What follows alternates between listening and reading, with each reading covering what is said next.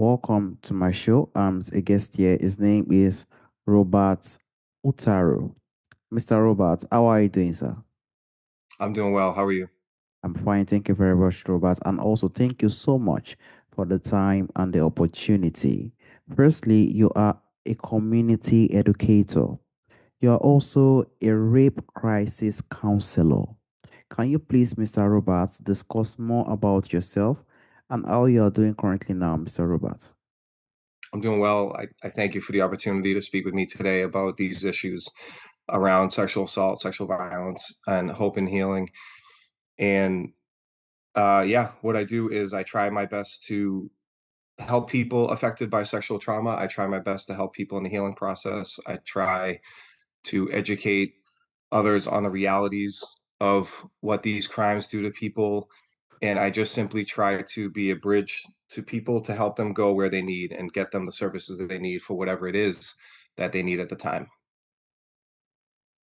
Very much beautiful. It's definitely not easy when it comes to assault, trauma, and stuff like that. It is really heavy and actually need a very huge support, which is why I'm very much glad you brought out a profound book that also aligned with that perspective for those who also want to learn further as well. To the survivors, one man journey as a rape crisis counselor with true stories of sexual violence. Can you please, Mr. Robert, discuss more on the book? And do you also plan to write more books in the coming future, Mr. Robert? So the book is a combination of my journey of becoming a rape crisis counselor, how I got involved with it, and the things I've learned and experienced throughout that journey, with true stories of women, men, and one transgender man, all in their own words. So there's written poetry, there's written stories, and there's interviews, and people felt comfortable enough and trusted me enough to share and open up these stories for people, for the world, to send this book anywhere it can in the world. And it's been a true blessing. Actually, it's just amazing. I will always be thankful and in debt to the people that contributed to the book, and it's all just honest, it's all raw. It shows how these crimes happened to them, how it affected them, and how they've come out of it. And as heavy as it is, and as dark and as miserable as this can be, there really is hope, there really is light, there really is healing. And the book shows a glimpse of that. This book is not indicative of all the assaults that happen, but it is something that I believe can help in this world. And will I write more? I don't know yet. As of now, I haven't been writing more. As of now, I'm just deeply thankful to speak with you right now, and our conversation is meaningful enough for me. So we'll see where God leads me. We'll see where life leads me. But as of now, I don't have plans to write. Which is why I really love that book. It is more like a guide. People who actually want to understand, people who have actually experienced similar situation, how they also get out of that situation, which shows patterns and also areas they can also try their best to see what they can also do in their own line to help Mhm. themselves if they actually find themselves in such situation. And that is why I would like to drive to your book, which really include stories, which you said earlier, from survivors of different ages, genders, and also background as well. Why do you think it is important for you to show the wide range of people affected by sexual violence, Mr. Robert? Because it happens to people of all ages, of all backgrounds, of all races, of all ethnicities, of all religions, of all belief systems. It's a human issue. It's a human issue. I would argue it's a spiritual issue, and so it can impact anyone. And the people that ended up in the book were those who ultimately said yes to me. I told them everything that I was going to do. I told them how this would kind of look like and if they wanted to contribute. And there were plenty of people that didn't want to contribute and didn't want to put their stories in the book. So the ones that ultimately made it in are the ones who agreed and consented to it. But discussing the different ages and backgrounds is because it's a horrific and evil crime that really can impact anyone. Completely agree with you, Mr. Robert, because when it comes to something that actually relates to violence and also the point of sexual, it actually plays a very huge role in that person's life and also the way the person relates with people as well. And that is why I'm so glad that you actually brought out this perspective, because a lot of people can also be in the position whereby they carry a lot of pain, but it's very difficult for them to actually say the truth, to bring it out, which you said Mhm. earlier, Mhm. because they believe that saying the truth can actually unburden them, can actually make people see a lot of faults in them as well. So many survivors carry their pain in silence for years.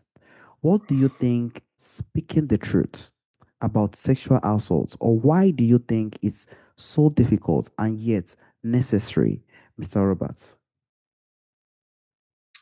So there are many reasons it's difficult to talk about it. I think it's really difficult to talk about. It's just it's really hard for people to express a horrible experience in their life.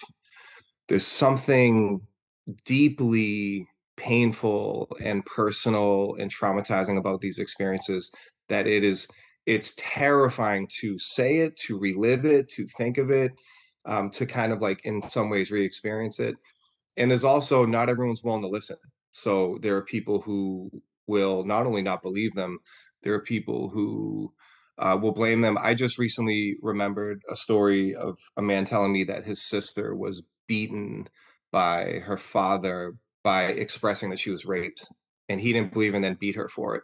So these are some of the reasons I think people are just terrified to open up, and that can be even more damaging when people are strong enough to open up and they're not believed, they're blamed, they're beaten, they're assaulted again.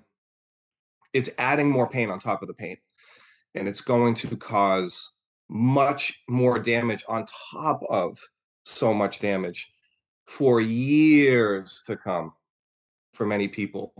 So these are some of the reasons why. Why is it necessary? I believe it's really it's just so challenging, but it's necessary at some point in life. And there's no timeline. There's no perfect set timeline to do this. But I do believe that ultimately it's beneficial to express at some point in one's life to someone that's safe to them, someone they trust, someone that will take care of them. Because as scary as it ultimately isn't more damaging than the pain itself. They find more freedom in it. They find that they are able to heal. They find that they can trust again and that they can regain the things that were taken from them through these crimes. So terrifying, but and really terrifying for people, but ultimately beneficial, necessary. But again, to do it to the right person, to open up to the right person. You actually hit the nail at the end. Opening up to the right person is the most important thing, because it is not about expressing the pain and actually saying what he or she has actually passed through when it comes to sexual violence and assault as well. It's about sitting down with the right person who can actually embrace their pain, who can actually also possibly be in the position to understand and also see solution that can also go with it, because it plays a very powerful role. Imagine what you said earlier, a father beating a child because she expressed her emotions.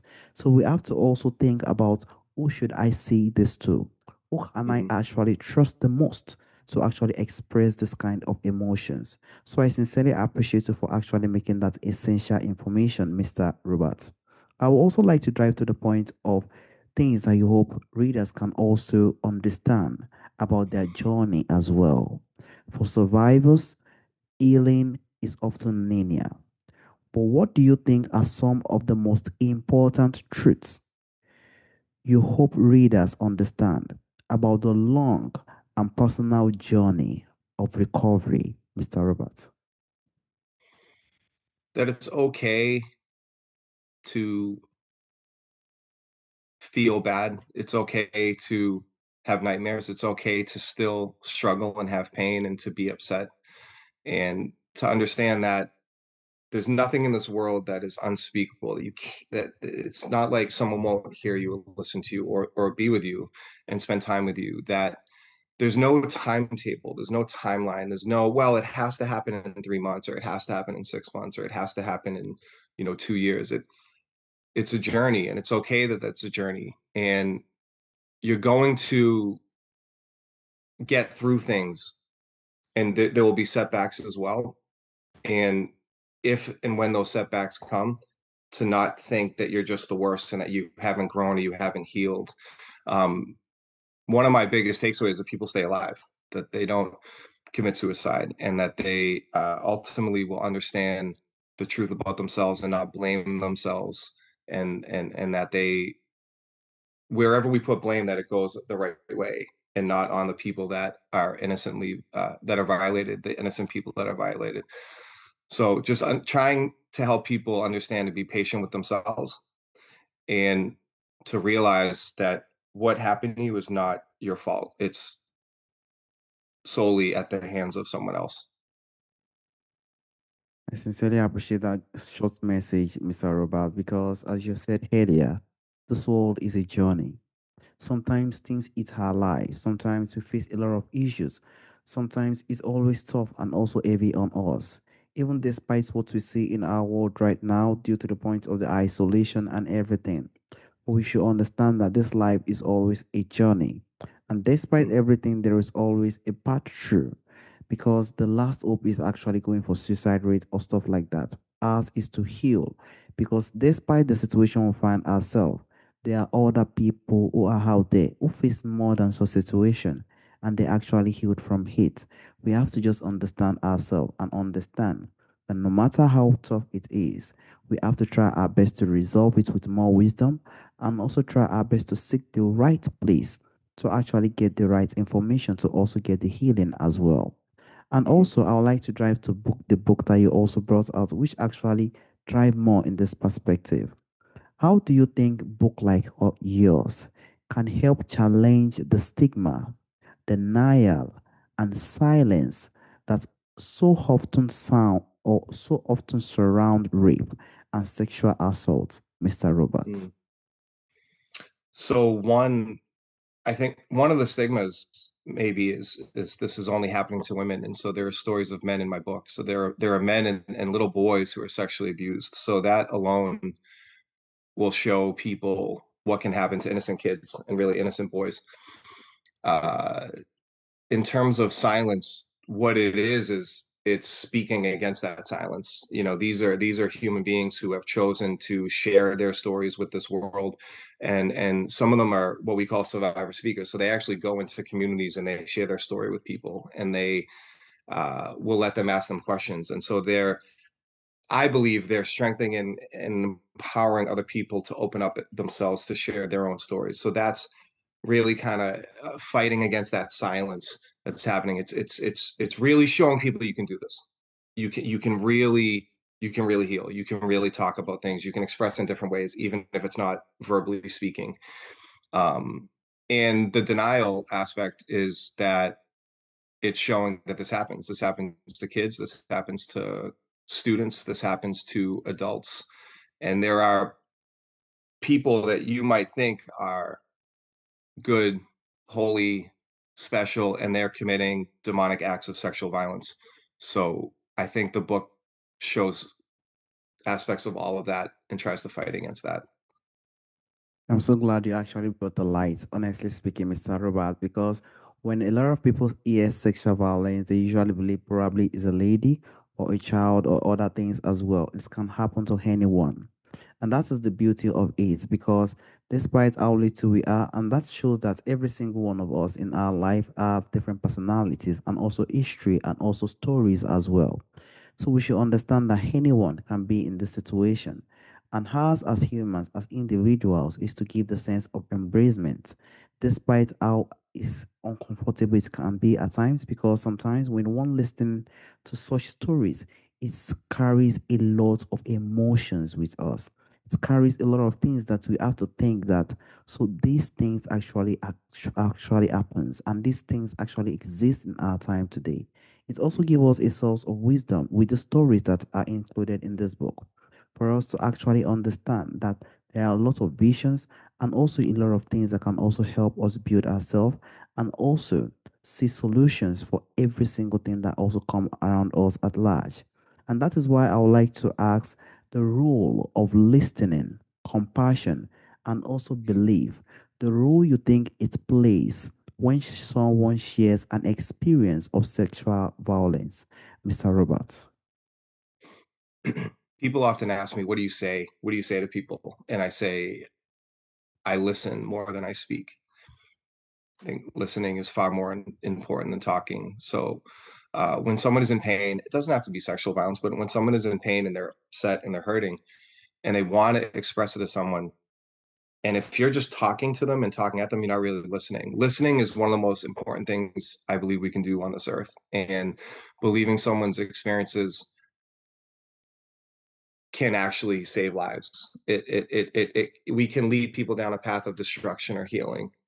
And so listening and belief and compassion, to be patient, gentle, compassionate, attempt to be empathetic, and just let not think of ourselves, but really think of the person that's opening up to us and really give the best of ourselves if we can to that person is a huge difference. It allows people to feel safer. It can help them to feel stronger. It can help them to, again, regain that trust, regain power, regain control in their lives, and to really grow from this because they can. Thank you so much, Mr. Roberts. Listening also plays a very huge role in everything that we do and in also listening to some kind of situations as well. When we sit down and we digest the information, it actually comes back to us to actually bring out a sense of reflection and also made us to be in the position whereby we can actually produce the right role and also right areas that can also be done to actually resolve such situation. And also, Mr. Roberts, for listeners who may be survivors themselves, who have survived from assaults or actually violence as well, or who love someone who is actually facing such situation, what message of hope and healing would you most want them to carry from this conversation, Mr. Roberts? That you are loved more than you even know. Uh, you are special. You have a purpose. You're here for a reason, even if you don't know what that is. And your experiences do not reflect who your essence is and who your spirit is and really who you are. There's a lot of pain in this world, but there's a lot of beauty in this world. There's a lot of light in this world. And there's so many tools that we have to use to get through the pains of this life. And so my advice is to simply stay alive, maybe not simply, but to stay alive, to seek out people that love you and that will genuinely truly listen to you and be there with you and trust them, and to not open up to other people that won't, and to make the safest, best decisions for yourself and get through this, and always reach out for help if you need it. There's no shame in it. There's no shame in reaching out for help. There's no shame in admitting you need something or just not even knowing what you need, just to express it to someone. So just know that you're loved, know that you are not to blame for this, know that it is not your fault, and know that you truly can heal and live a very healthy, productive life, and you can achieve what is in your heart. Thank you so much, Mr. Roberts. And that is it. When we have this kind of message, it's actually provide a sense of hope. We are always in the position whereby we can love ourselves and also try our best to provide our situations to the right person to actually express it, and also for those who are actually going to embrace and listen to it. We do not want to be in the position whereby we jump back our pain down to the point whereby it gets to the point where we get depressed. We do not smile. We do not even show a sense of emotions any longer. In fact, we even feel like we are even gone already. We don't want to be in such position because this world wants us to feel embraced and also loved as well. And that is why when we see people who are potentially able to listen to our situation, we should always try our best to express it. And also, we do not know if the solution and also way out will also come from there as well. Mr. Robert, there is also a question I normally ask during the end of the show. From our forefathers, from our ancestors, there are a lot of beautiful things that do exist during our forefathers' time that is missing in our time today. If there is anyone or anything you would like to bring back to our time today, Mr. Roberts, what do you think that thing will be, Mr. Roberts? I would love for more just basic respect, basic respect and basic love and selflessness, and where people like really take care of their families and take care of each other. And I know that still happens today, but I think I worry about just the human race in general for many reasons, but I just think we seem to be still doing really awful things to each other. And so we have this ability to really help each other or really hurt each other. And so I guess I would say that we would be more helpful to each other versus hurtful. Exactly. You actually make the most important thing, respect. Respect has really, really fade, most especially the young ones who are out there. Respect is something that Mm, actually carries a lot of weight. It carries a lot of mm, dignity. It carries the kind of value that we are also carrying as well. Because when we show respect, it makes people see us differently.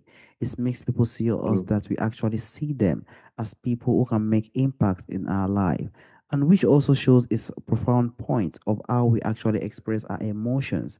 Because sometimes when we have situations, we have pains, we might be experiencing sexual issues or one thing or the other. But when it comes to the point whereby we have respect towards people, that has actually give a base point to our life. And when we actually express our emotions, it carries a lot of weight in them, and they will really, really want to actually do what they can to actually solve the situation. So a lot of features plays a role in everything that we do in our life. Despite how we come out, how we speak, how we actually approach, it plays a very, very powerful role. And we do hope more of those things actually comes back despite the global internet social media that we have. We hope it definitely come back. mm. And also, Mr. Robert, I want to use this opportunity to thank you for the time and the opportunity for us to have this profound and insightful conversation. Thank you so much, Mr. Roberts. Thank you very much. All right. Have a wonderful day, Mr. Roberts. Bye bye. You too. Take care.